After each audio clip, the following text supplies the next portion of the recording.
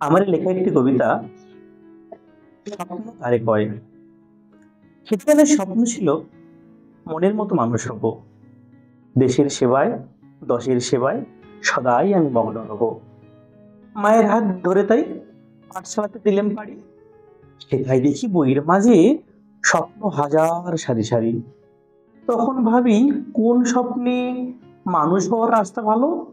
বাবা শুনে কয় ডাক্তার হোক, তাতেই হবে জগৎ আলো।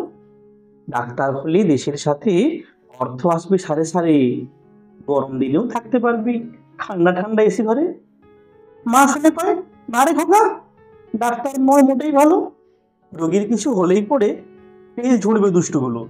তার যেহেতুই শিক্ষক হোস, পড়াবি নিজের মতো করে, স্কুলের খাতায় সই করলেই পয়সা আসবে পকেট ভরে।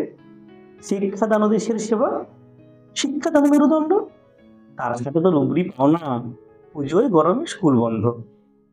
বাবা মায়ের এই উপদেশে একটা কথাই স্পষ্ট হলো, স্বপ্ন আমার যাই থাক না, আসে যেন অর্থগুলো।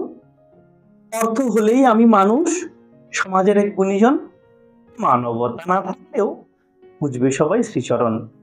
তাই যখন স্বপ্নগুলো ইচ্ছে পাখি রূপ নিতে চায়, আরে শুধাই খাঁচার মাঝে তুই যে আজ বড় অসহায়, পায়ের মাঝে শিকড় করে কি হবে আজ না মেলে।